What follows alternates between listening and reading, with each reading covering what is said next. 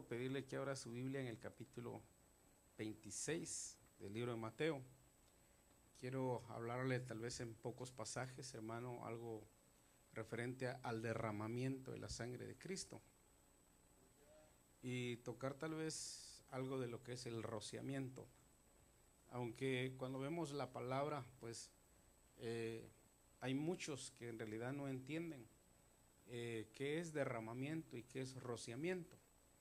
Y fíjese que es bien importante porque cuando nosotros, hermano, sabemos realmente el significado de lo que hace, hermano, el derramamiento de la sangre, es una gran bendición para nosotros. Cuando nosotros sabemos el significado, hermano, del rociamiento de la sangre, es una gran bendición, hermano, para nosotros.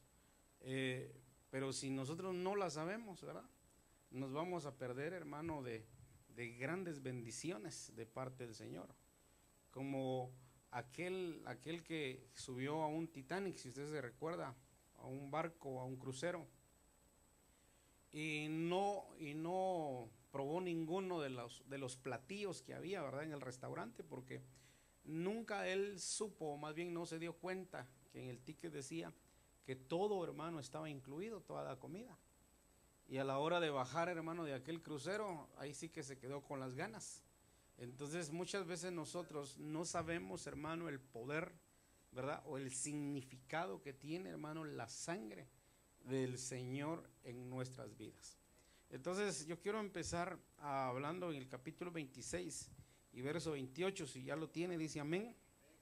Bueno, dice, porque esto es mi sangre, es Jesús hablando, del nuevo pacto, que es derramada por muchos.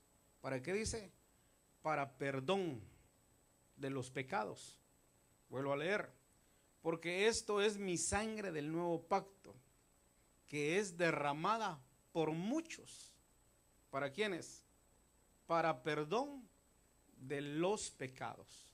Padre, en el nombre poderoso de Cristo Jesús, Señor, en esta hora, Padre bendito, una vez más, Señor, ponemos nuestra mente y nuestro corazón, Señor, delante de tu presencia, rogándote, oh Dios amado, suplicándote que seas tú, Señor, a través de tu Espíritu Santo, hablando, Señor, a nuestras vidas, hablando, Señor, a cada uno, en el nombre poderoso de Cristo Jesús. Te lo rogamos, Señor, que tu palabra cumpla en cada uno, Señor, la razón por la cual tú le envías, en el nombre poderoso de Jesús. Gracias te damos, Señor. Amén y amén. Hermano, gracias por estar aquí, ¿verdad? Gracias por hacerse presente, Dios le bendiga, y por tener la humildad de venir a escuchar a otro hombre como usted. Amén. El día de que nosotros estemos en la presencia del Señor, vamos a dejar de escuchar a hombres, ¿verdad?, llenos de rajaduras, hermano, como todos. En el capítulo 17 del libro de Levíticos hay un pasaje que dice, verso 11, porque la vida, dice, de la carne está en la sangre. Póngale atención a esto. Y yo, dice, la he dado sobre el altar para hacer expiación por vuestras almas. Entonces dice que la vida de la carne está ¿dónde? En la sangre. Y dice el Señor, y yo la he dado, dice, ¿para qué? Dice, para expiación de vuestras almas. ¿Pero dónde la ha dado? Sobre el altar. Y lo único que había allá en el altar, hermano, era una sangre quemada. Sangre quemada. Bueno, pero luego dice, porque es la sangre por la razón de la vida la que hace, dice, expiación. Bueno, entonces queremos empezar a entender lo que Jesús dice, hermano, ya en Mateo 26. Dice que la sangre que el Señor, hermano, derrama, dice que es para perdón, hermano, de nuestros pecados. Bueno, eso usted lo sabe. Pero ¿en qué momento, hermano, es el derramamiento de la sangre? y en qué momento es el rociamiento de la sangre. Son dos cosas que muchas veces, hermano, pareciera que es lo mismo, pero no es lo mismo. Y muchas veces, hermano, ponemos el derramamiento con el rociamiento, cuando en realidad, hermano, las dos, oiga esto, el derramamiento tiene una función y el rociamiento tiene otra función.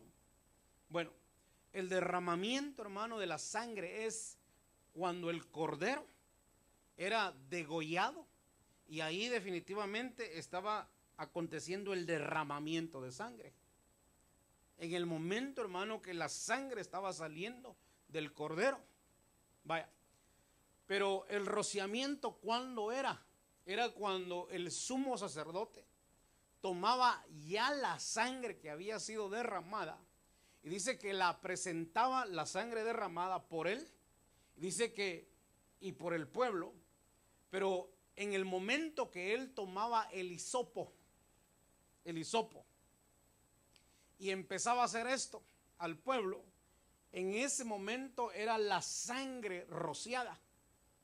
Entonces quiero decirle que la sangre derramada es cuando está saliendo, hermano, de la víctima, del ¿cómo se llama?, de la ofrenda. Y la sangre rociada es cuando está siendo aplicada. Entonces la sangre, hermano, del Cordero de Dios que quita el pecado del mundo ya fue derramada para el perdón de nuestros pecados.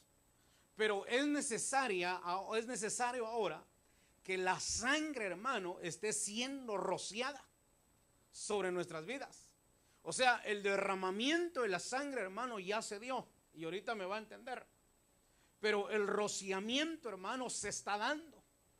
En cada reunión que usted y yo tenemos, hermano, se está dando el rociamiento de sangre. Por eso es, hermano, es necesario que nadie, hermano, falte a los cultos. No es la intención de quererlo tener aquí siempre, hermano, y la intención de que estemos siempre juntos, reunidos, comiéndonos, poniéndonos gordos, ¿verdad? No, no es ese el propósito. El propósito realmente, hermano, es que cuando usted esté aquí, hermano, entonces venga nuestro sumo sacerdote, que se llama Jesucristo, y empiece a hacer, hermano, el rociamiento de sangre por nosotros. Y va a ver usted por qué razón se necesita el rociamiento de sangre. Vaya, pero entonces, si ya entendemos, hermano, que la sangre derramada es para perdón de pecados, entonces la sangre rociada, ¿para qué es? No sé si me está entendiendo. Todavía no, ¿verdad? Porque no estoy diciendo qué es. Pero si la sangre derramada es para el perdón de pecados, entonces la sangre rociada también tiene una función, pero ya no es para perdón de pecados. Porque la sangre que el Cordero, hermano, derramó y la presentó en el altar del holocausto, esa sangre, hermano, fue para que usted y yo alcanzáramos el perdón de todos los pecados que usted había cometido en un pasado. Pero después de que usted, hermano, vino a Cristo, ya aunque le perdonaron todos los pecados pasados, pero ya no se puede aplicar la sangre derramada si usted después de eso siguió pecando. Y entonces para eso es, hermano, necesaria la sangre rociada. Ahora, si usted, hermanos, recuerda allá en Apocalipsis, te habla de una gran cantidad, hermano, de gente que va llegando, dice Juan, con vestiduras blancas. Pero quiero ir, hermano, al punto que usted ya sabe. Y el punto es que cuando le dicen a Juan, ¿sabes quiénes son estas multitudes y de dónde vienen? Dice Juan, no, yo no sé, dímelo tú.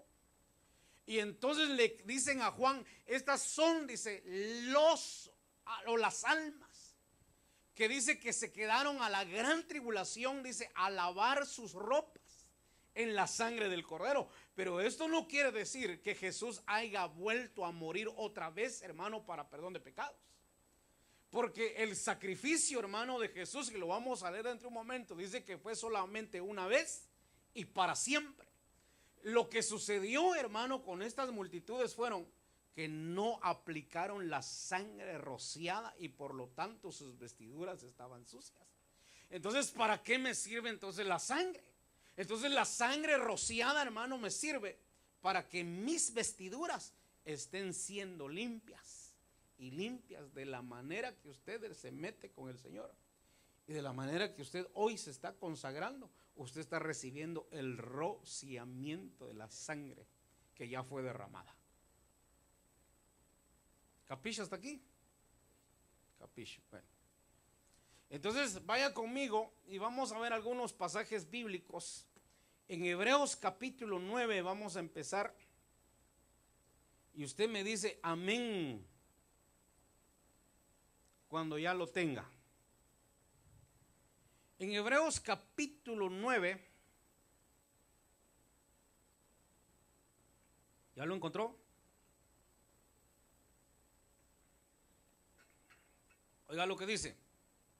Dice el verso 7. Pero en el segundo, está hablando de lugares del tabernáculo. Solo entra el sumo sacerdote una vez por año. Hablando del antiguo pacto. No sin llevar sangre, la cual ofrece por sí mismo y por los pecados del pueblo, sometidos, ¿qué dice?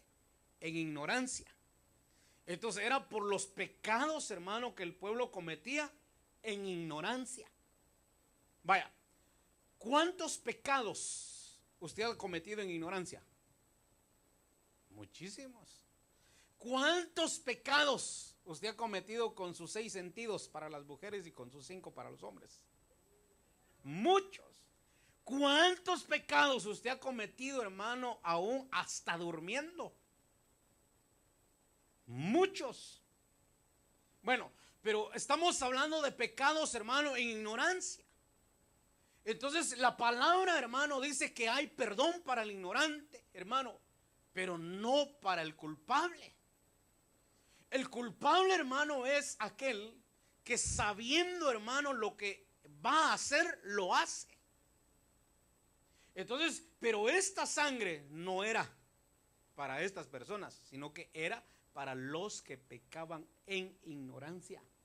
Entonces lo que te quiero decir es que la sangre de Jesucristo, del Cordero de Dios, fue capaz, hermano, no solamente de pecar los pecados en ignorancia, sino que fue capaz de perdonarte todos tus pecados que habías cometido aún, hermano, desde tu niñez. Porque te cuento que nosotros, hermano, hemos cometido pecados desde nuestra niñez.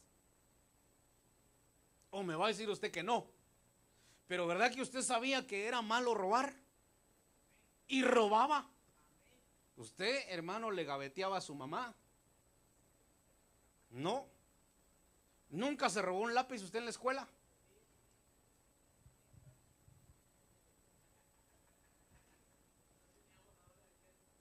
Vaya. Pero entonces a lo que voy es que David dijo, cuando estaba pidiendo perdón, dice: Señor, perdóname de todos mis pecados. Y usted empieza, hermano, y sabe que empieza él a decir toda la lista. Pecados, hermano, en su tiempo de madurez. Sus pecados, hermano, de los cuales cometió siendo ya adulto. Pecados que cometió en su juventud. Pecados que cometió en su niñez. Y todavía dice, de los de ignorancia, ¿cuáles? Aquellos, Señor, que no me acuerdo. De esos también, Señor, perdona. ¿Por qué razón, hermano? Porque nosotros no hemos sabido todavía el significado de la sangre o el poder de la sangre del Cordero de Dios, hermano, que hace en nuestras vidas. Pero mire cómo dice en Hebreos 9, 11 al 14, lo leo rápido porque son varios versos. Pero dice: pero cuando Cristo apareció como sumo sacerdote de los bienes futuros, a través de un mayor y imperfecto tabernáculo, dice luego, no hecho con manos, es decir, no de esta creación, y no por medio de la sangre de machos cabríos y de becerros, sino mediante ¿qué? Su propia sangre. Entró al lugar santísimo una vez, ¿para cuándo? Para siempre, habiendo obtenido, dice ¿qué? Redención eterna. Entonces el sacrificio, empezando, hermano, dice que no era cualquier tabernáculo, sino que dice que era un tabernáculo, dice, perfecto y no de esta creación. Entonces ahí entendemos, hermano, que las inmolaciones de Jesús, hermano, son desde la eternidad. O sea, no empezaron en esta tierra, aquí vinieron a concluir.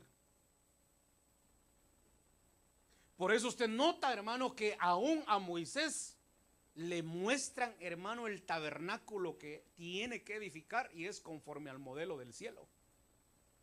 Entonces usted se da cuenta, hermano, que el tabernáculo del cual dice la palabra que el Señor vino presentando, hermano, fue un tabernáculo no de esta creación, sino fue de esta creación. Entonces, ¿de dónde era? Lo otro es que Él mismo vino, hermano, a tomar función de tabernáculo. Eso lo saben los hermanos que ya tuvieron los estudios del tabernáculo. Y eso lo sabe usted porque como usted va a los discipulados, ¿verdad? Y los hermanos pues ahí lo han explicado. Por eso soy libre en hablarlo y decirlo, porque no nos vamos a enredar. Vaya, pero entonces note este verso, dice luego 13, porque si la sangre de machos cabríos y de toros y la ceniza de la becerra esparcida sobre los que se han contaminado santifican para la purificación de la carne, dice. Luego dice el 14, cuanto más la sangre de Cristo, el cual por el Espíritu eterno se ofreció a sí mismo sin mancha, dice, purificará vuestra conciencia de obras muertas. ¿Para qué? Para servirle a Dios, al Dios eterno. Vaya, pero entonces, ¿qué está diciendo? Hermano, si las cenizas de la becerra, si las cenizas, el sacrificio, la sangre, hermano, de los machos cabríos, dice, eran capaces de santificar, ¿cuánto más entonces la sangre del Cordero de Dios, la sangre de Cristo Jesús? Dice, ¿cuánto más, hermano, esta sangre? Una sangre, dice, que Él ofreció, pero una sangre sin mancha, sin pecado totalmente. Esta sangre, dice luego el pasaje, hermano, purifica vuestra conciencia de obras muertas. Entonces aquella santificaba, pero esta, hermano, purifica. Le voy a dar un poquito la diferencia. Por ejemplo, los fariseos. Los fariseos, hermano, enseñaban una santidad que ellos no vivían.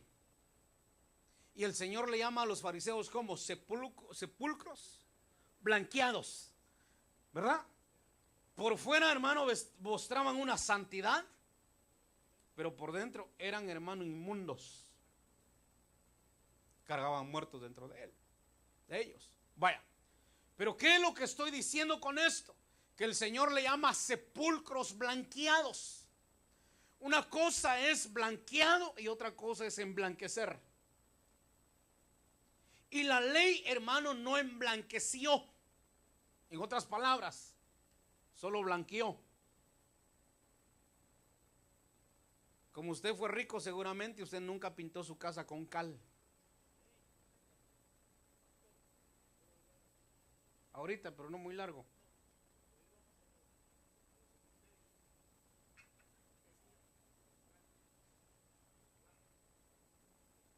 Blanqueado, vaya. Pero escuche, ¿cómo pintaba usted? Con cal. Tal vez usted no, usted solo con Corona. Y me gusta por su precio porque es Corona, la pintura buena, ¿verdad?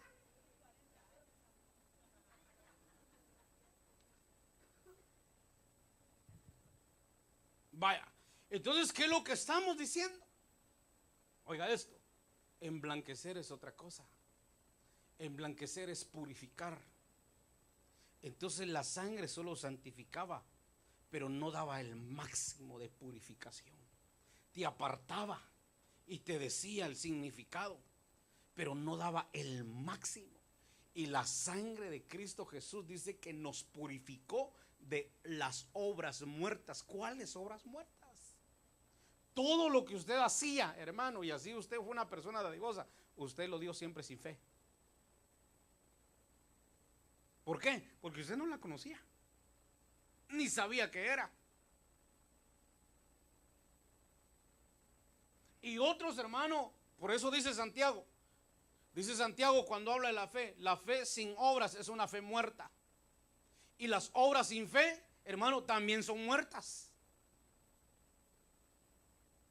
Despierta que Cristo está aquí. Pellizque a su hermano que tiene la par y mire si está durmiendo.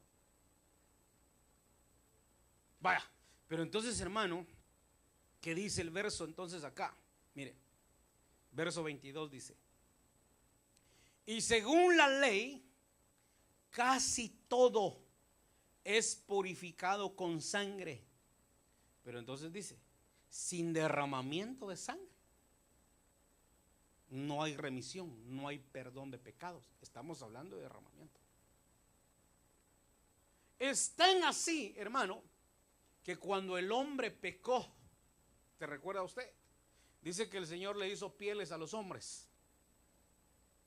Y si le hizo pieles, le decía la otra vez, quiere decir que hubo víctima. Y si hubo víctima, eso quiere decir que hubo sangre. Entonces, ¿por qué hubo sangre? Porque no podían ser perdonados sin derramamiento de sangre. Entonces, nosotros tenemos que saber, hermano, que ya fuimos perdonados de todos nuestros pecados. ¿Por qué? Por el derramamiento que el Señor Jesús hizo por nuestras vidas. Le voy a decir por qué le estoy diciendo esto.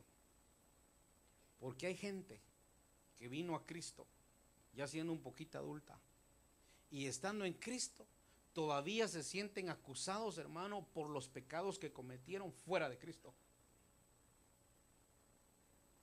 Y entonces se sienten todavía, hermano, señalados, se sienten sucios. Pero ahora la pregunta es, ¿por qué se sienten sucios? Porque no han sabido realmente el significado del derramamiento de la sangre. Repito otra vez, hermano, si la sangre de machos cabríos, lo está diciendo el escritor de Hebreos, fue capaz de santificar, ¿cuánto más la sangre de Cristo Jesús? Entonces, ¿por qué razón nos acusamos todavía, hermano, de los pecados que cometimos antes de venir a Cristo? Usted cometió pecados de los cuales yo le apuesto a usted que usted nunca los ha dicho, porque se avergüenza de los pecados que cometió, hermano, en su niñez y pecados que cometió sin conocer de Cristo. Muchos cometimos pecados que hoy, hermano, nos daría vergüenza si antes hubiera existido el Facebook. Hermano, hoy estuviéramos avergonzados. Todo el mundo supiera de lo que hiciste antes. Pero ya cuando venimos a Cristo, como dice aquel corito, hermano viejo, dice, en la cruz, yo primero vi la luz. Yo ya sabía que usted estaba pensando en otra cosa, ¿verdad? Y las manchas, dice, de mi alma yo la ve. Pero escuche, eso quiere decir que cuando venimos a Cristo, hermano, estamos viendo y reconociendo el sacrificio que Jesús hizo por nuestros pecados y nuestras transgresiones. Ahí por fe, hermano, nos perdonan los pecados. Por eso es necesario confesar, hermano, a Cristo. Declarar, hermano, con nuestros labios, confesarlo como nuestro Salvador y creer que Él es Señor en nuestras vidas. Y entonces, hermano, tus pecados te son perdonados. Ahora, cuando después de la cruz empezamos ya a caminar una vida nueva, ahí es otro asunto. Ahí es donde ya la sangre, hermano, tiene que ser rociada. Pero todavía no hemos llegado ahí. Vaya conmigo a Juan. Lo bueno que usted no pecó, ¿verdad?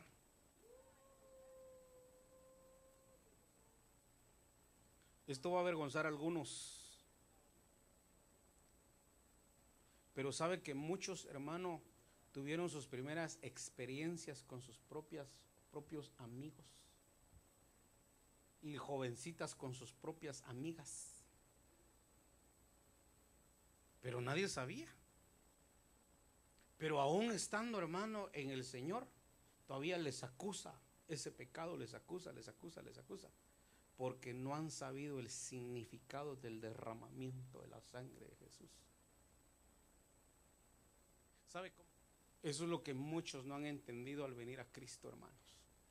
Vienen a Cristo y todavía se sienten acusados, pero si Cristo ya te perdonó, si ya derramó la sangre para perdón de esos pecados, hermano, como dijo el profeta, alguien debería estar celebrando en esta hora, hermano, y dar gloria a Dios porque ya nos perdonaron.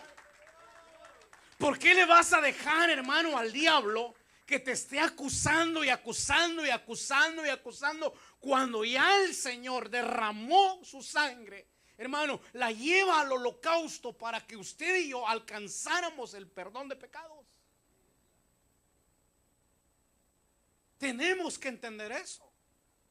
Muchas cosas cometimos, sí, de hecho, otras en ignorancia, pero tenemos que saber que nuestros pecados, hermano, ya fueron perdonados. Si no, hermano, no cante aquel corito que dice: mis pecados son borrados ya. Porque entonces, hermano, usted no es una persona sincera consigo mismo. Usted no ha creído que ha sido perdonado. Es como aquel esposo que quiere andar escarbando, hermano, y le dice a la esposa: decime pues, ¿quién fue el primero? Decime pues. La esposa le decía: ¿qué te importa? ¿Verdad? Tú me conociste así, y así soy, y esta soy yo. ¿Cuál es la intención de querer saber? O la esposa, hermano, que igual también le dice: decime pues cómo era aquella, ¿verdad? Y pelean. De plano, a aquella sí le compraba chocolates, y a mí los dulces de Halloween me traes. Decime pues. Aquella la llevabas al cine, y a mí me rentas un video de $1 y me invitas a ver una movie.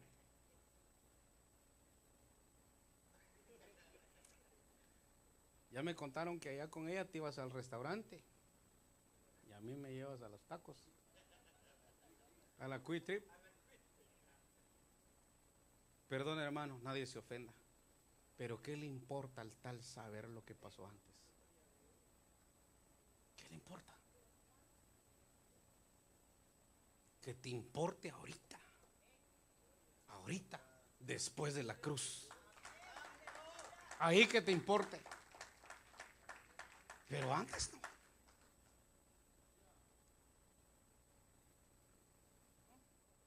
San Juan capítulo 6, mire, 3 cosas acá. Quizás usted vea más en la escritura. El verso 53, leamos al 55.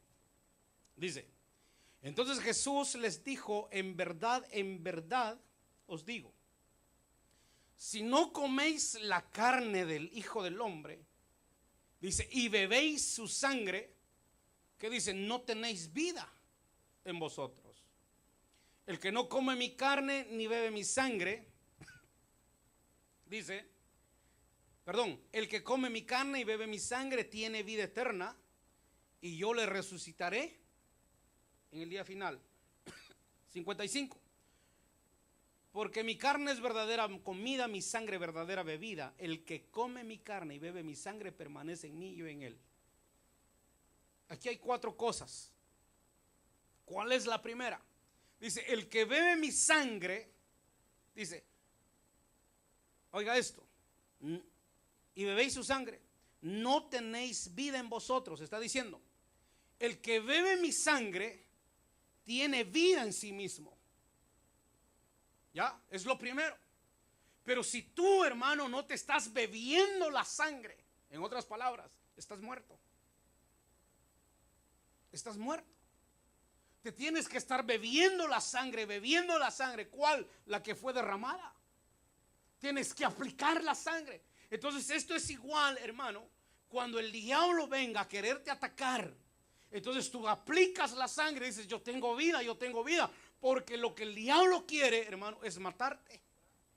Es que estés muerto.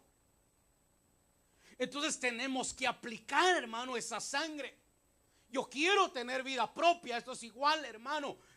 Yo no quiero depender de nadie. No me malinterprete. Pero ¿sabe que hay gente que no tiene vida propia, hermano? No se pueden mover solos. No tienen vida propia. No pueden ir ni de aquí para allá, hermano. No tienen vida propia. No pueden salir, no tienen vida propia. No pueden gastarse $1, no tienen vida propia. No pueden ir a comer al restaurante, no tienen vida propia. Pero ¿sabe por qué? Porque no se han bebido realmente la sangre de Cristo. Cuando tú te bebes la sangre de Cristo, la derramada, tú sabes entonces quién eres, hermano. Y sabes de quién dependes. Sabes, hijo, de quién eres. Pero es lo contrario, hermano. Quiero recordar esto porque va en el tema. No se me olvida, hermano, esta parte. Ya se la he mencionado varias veces. Le dice la esposa al esposo. Estábamos afuera de la iglesia en unas ventanas grandes que había en ese edificio, recargados así, puros chapines, así, en la pared. Y viene pasando el heladero, le dice la esposa, dame $1, le dice. Y el esposo todavía le dice, ¿para qué quieres? Las nenas quieren un helado. No, hombre, helado ya comieron. No, hombre, no seas así, dame $1. Las nenas quieren helado. Allá hay en la casa. Hermano, créamelo. Ese $1 nunca salió de esa bolsa. Esa hermana no tenía vida propia, hermano. Aparte de cargar el carrito más viejo, hermano, todo lo que ella ganaba se lo quitaba al esposo. Todito, hermano, daba tristeza. Dame para acá, ¿cuánto sacaste hoy? Tanto, a ver para acá. No tenía vida propia, hermano. Pero después se pasó de viva, hermano. Abrió los ojos y todo. Escuche lo que le voy a decir. El que no bebe mi sangre, que está diciendo acá, no tiene vida en él. El que bebe mi sangre, dice, tiene vida en él. Entonces cuando usted ve a una persona, hermano, que mire, ¿será que podemos? Ay, espérame, a ver qué dice ella. Ahora sí pasa, ¿verdad? No sé, a ver qué dice ella. No tiene vida propia. Claro, no te vas a brincar, hermano. ¿Cómo se llama esto? La línea, ¿verdad? Pero mira, hermano, pero si una esposa no puede ir ni siquiera al mercado, no tiene vida propia. Si una esposa no se puede gastar, pero ni $1, hermano, para comprarle helado a sus hijos, no tiene vida propia. ¿No ha aplicado la sangre? Dice conocerla. Entonces le va a pasar los de Job, de oídas te había oído, ahora mis ojos te ven. Entonces muchos hermanos solamente conocen al Señor, ven la sangre, hermano, y participan también de la Santa Cena, pero no han sabido realmente el significado de esa sangre. Pero cuando tú ya sabes, hermano, por eso la razón el apóstol Pablo dice, comprados fuisteis por precio. Por lo tanto, dice, no os hagáis esclavos de los hombres. ¿Qué era lo que Pablo estaba diciendo, hermano? ¿A qué precio se estaba refiriendo? La sangre de Cristo. La sangre de Cristo. Pero sabe una cosa, a ver si Ananías se recuerdan, porque él me ayudó en ese mensaje. Libertad versus libre, creo que se llamaba el tema, ¿va? Libre o versus libertad, no recuerdo. Una cosa es que seas libre, otra cosa es que experimentes la libertad. Son dos cosas diferentes. Libre es una cosa, libertad es otra. Ponía de ejemplo cuando los morenitos eran esclavos en este país, hermano. Le dijeron, son libres, se leyeron las cartas, se sonaron las trompetas, los balazos al aire, son libres, son libres. ¿Usted había visto el documental? Dice que eran como zombies, hermano, en la playa caminando y no hallaban qué hacer. Otros en las calles, hermano, caminando y no hallaban qué hacer. Eran libres, pero seguían esclavos en sí mismos. No hallaban qué hacer, no hallaban qué hacer, pero eran libres. Y otros optaron por regresar con sus patrones porque se sentían mejor con sus patrones. Otros pues sí tomaron la decisión, hermano. Pero mientras averiguaban el significado de la libertad, vivieron como zombies.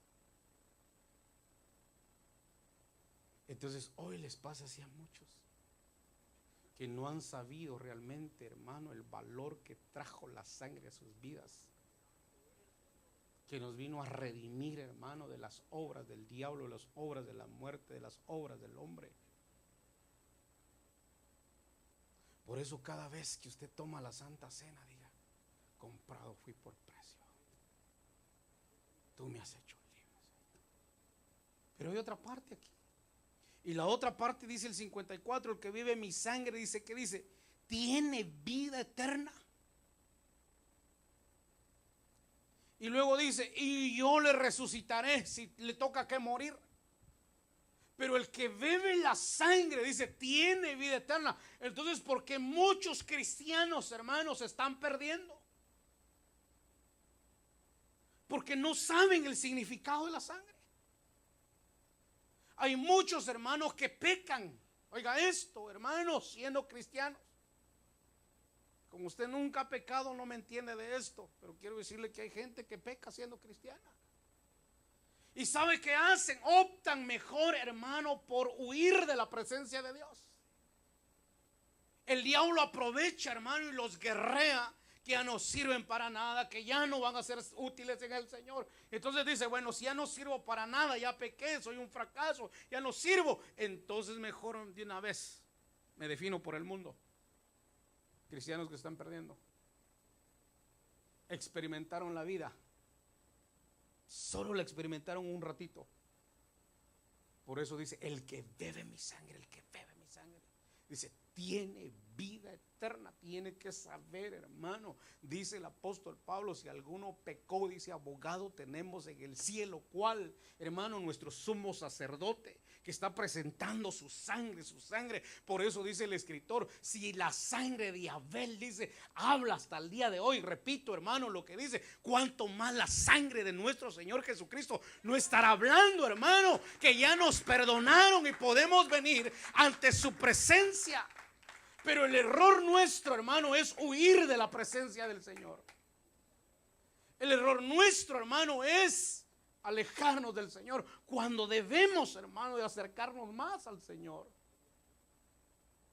¿Pecaste? ¿Acaso es el único? ¿Acaso no peca el resto? Nos dijo Jesús, bueno, pues el que esté limpio, que tire la primera piedra, dijo. Yo me atrevo a decir que el marido de esta mujer ahí estaba.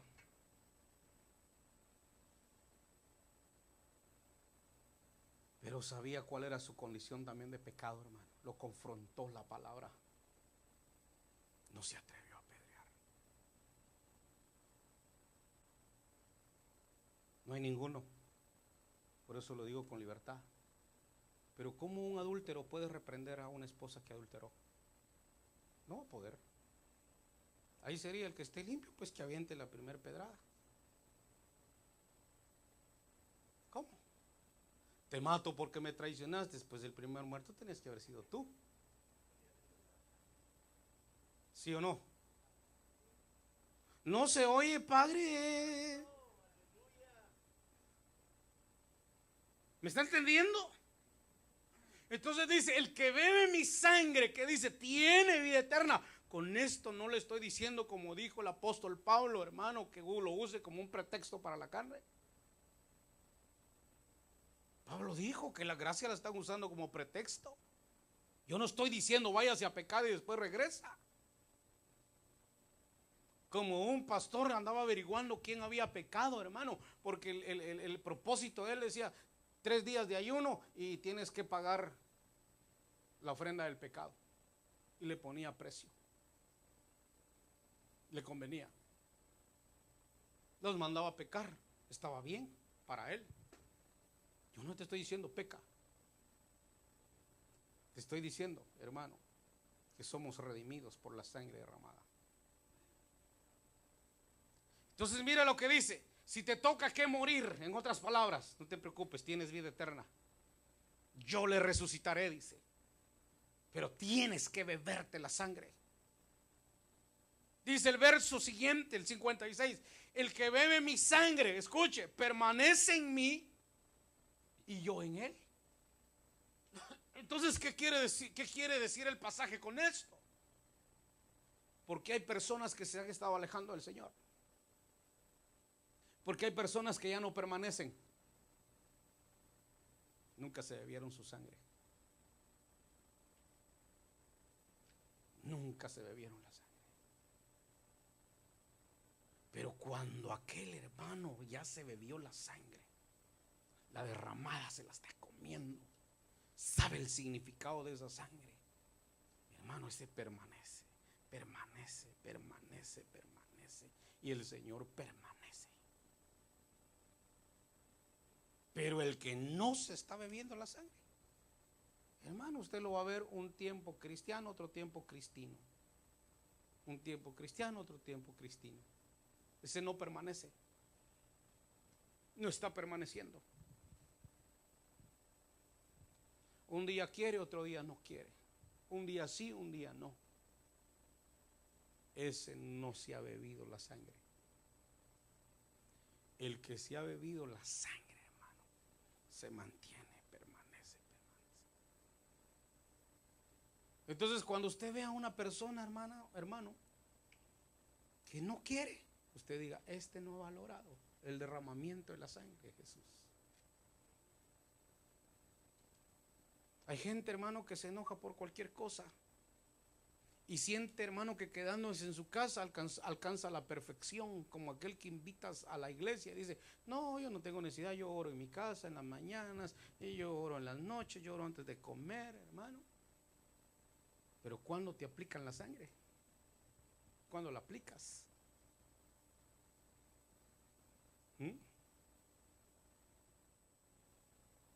Pero lo que te quiero decir, hermano, es, tienes que permanecer si te estás bebiendo la sangre, hermano. Pase lo que pase, tienes que permanecer. No le vengo a hablar de películas, pero me gustó mucho una vez una cosita de una película que yo miraba antes que dijeran que era El Cajón del Diablo. Le dice al papá a su hijo, hijo, pase lo que pase, no te muevas de aquí. Ok, papá, le dice. No le digo el nombre porque usted la va a ir a buscar, se la ha puesto y la va a querer ir a ver.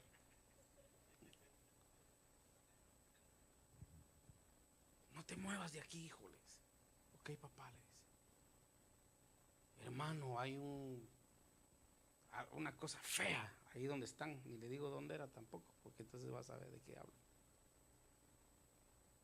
Hay balazos, se está destruyendo el lugar, toda la gente huye y el niño solo así, mire. Y mientras el papá, hermano, está peleando la guerra, y ya cuando está finalizando, el fin de la película, llega el papá, hermano, a él le importa a su hijo, no le importa a los demás, le importa a su hijo y llega. Y el hijo llorando le dice, papá, no me moví de aquí, no me moví de aquí, no me moví de aquí. Y solo eso le decía al niño, llorando, lo abraza, y usted sabe, va, final feliz.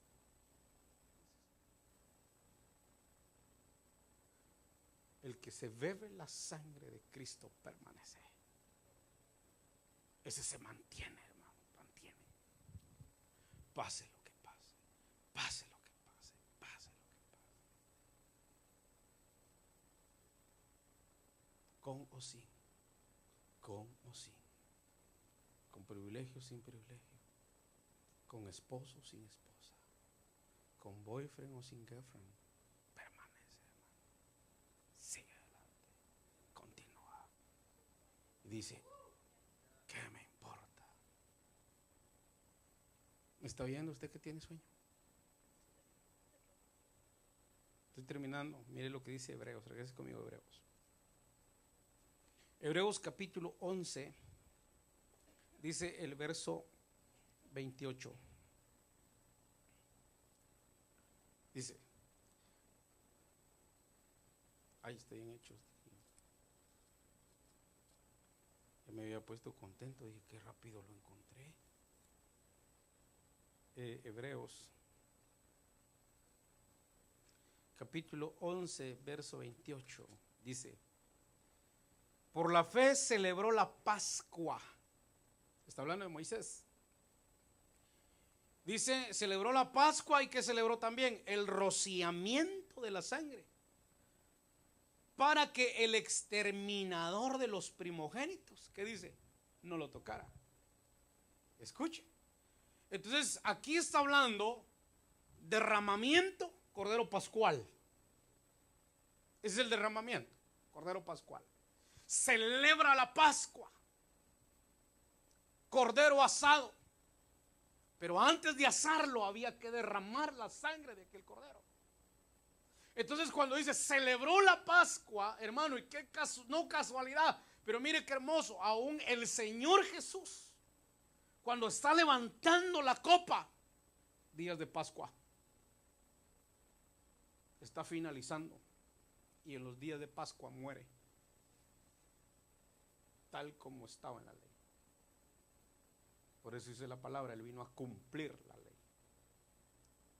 Lo cumplido, lo vino a cumplir lo escrito de Él. Entonces escuche, entonces Moisés por la fe celebra la Pascua y derramamiento de sangre, pero también celebra el rociamiento. Entonces ahora, el rociamiento, ¿para qué es en Moisés? Entonces mire, hace esto él con el hisopo, empieza a agarrar sangre. Primer poste, sangre, segundo poste, sangre, dintel, puerta. Esa es la sangre rociada. Y esa es la que muchos no aplicamos. Por eso es que el destructor, hermano, de lo primogénito, de lo primero, hermano, está ahí. Y nosotros, hermano, no hacemos nada. Clamamos la sangre de Cristo. La sangre de Cristo tiene poder. La sangre de Cristo me cubro y todo esto, ¿verdad? Pero ¿en qué momento tú estás rociando la sangre de Jesús? Por ejemplo, ahí, hermano, no fue Moisés. A Moisés le dieron la orden. ¿Qué había que hacer? Pero no fue Moisés el que vino casa por casa, casa por casa, casa por casa. No, hermano. Sino que cada sacerdote, cada varón, hermano, de cada hogar, tomaba el cordero, tomaba la sangre después de haber sido derramada y ahora la estaba aplicando, hermano, en la entrada de su casa. Estaba haciendo el rociamiento de sangre.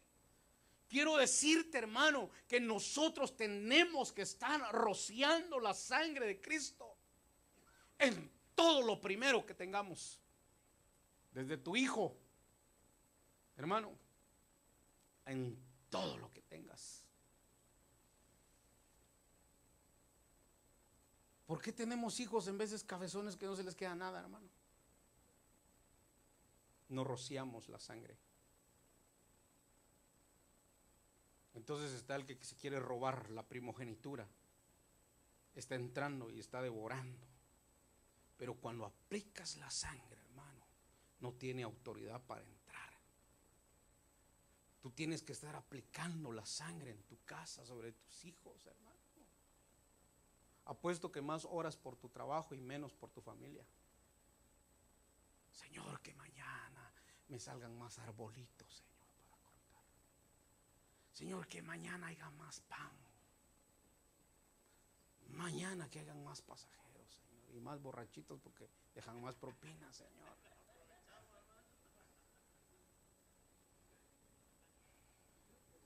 ¿Verdad? Señor, esta es la sangre rociada. La derramada ya se había hecho. Cuando mataron el cordero, ¡pah!, se derramó la sangre. Ahora había que aplicarla, hermano. Esa es la sangre que no aplicaron las multitudes que están entrando, que están saliendo de la gran tribulación. No lavaron sus vestiduras. ¿En cuál? En la sangre rociada.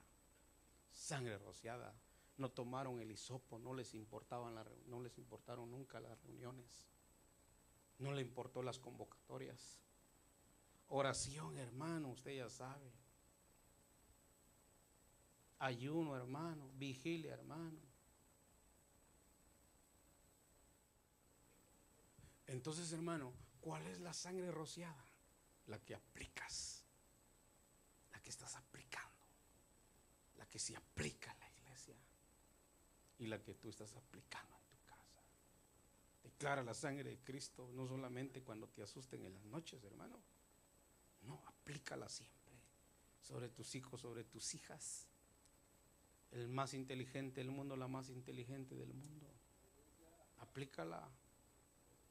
Si tú sufriste por amor, tus hijos no sufrirán por amor. Aplica la sangre de Cristo. Si tú te enamoraste de quien no debías, tus hijos no lo harán. Aplica la sangre de Cristo.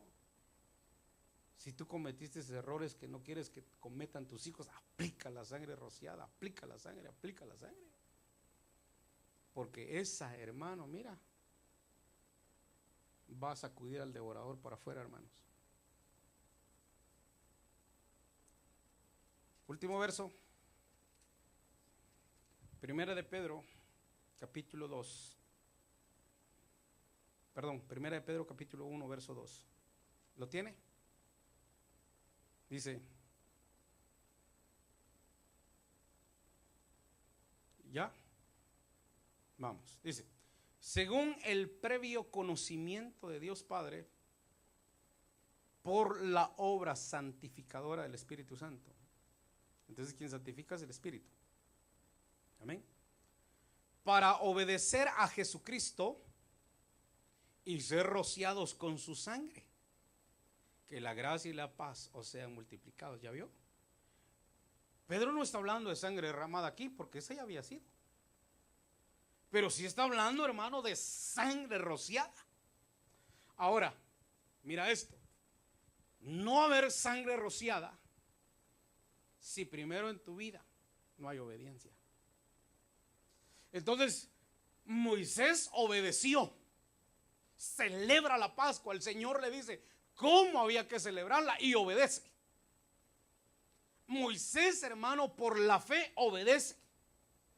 Celebra la Pascua. Pero ya en obediencia, ahora la aplica.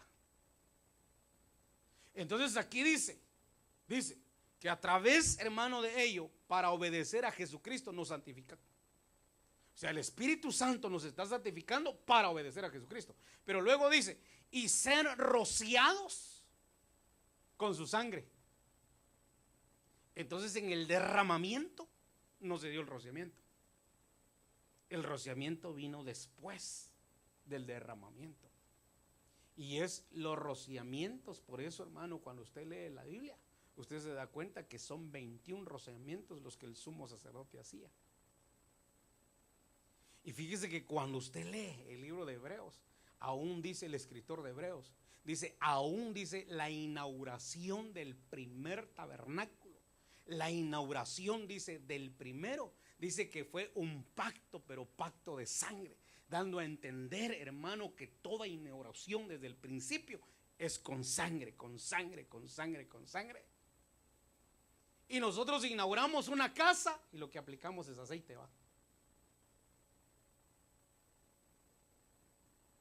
Venga a ungir mi casa. No, hay que rociar sangre. Mire cómo estamos. Hay que aplicar sangre, sangre, sangre, sangre, sangre.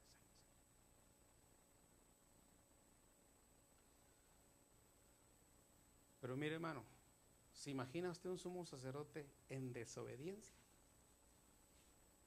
Por eso era que la sangre tenía que ser aplicada por él primero.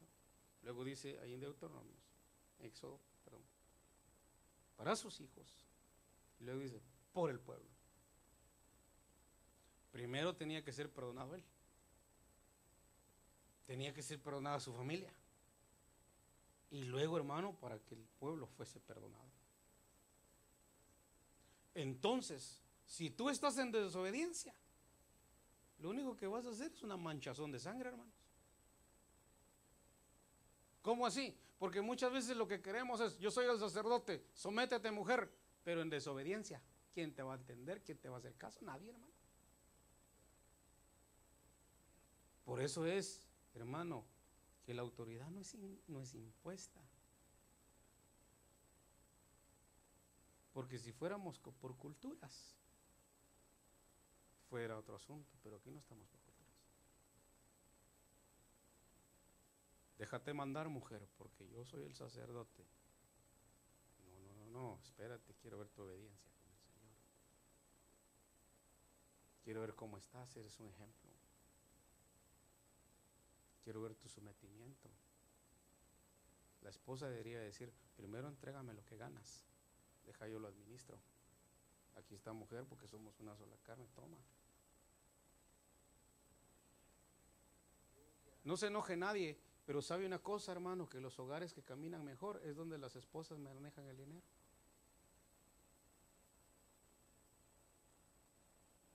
Yo tengo $100, lo invito a usted y nos vamos a comer, después nos vamos a jugar al parquecito del carro y ahí me gasto los $100, lo invito a una coca de $15 y ahí me los gasto. Póngase de pie, hermanos.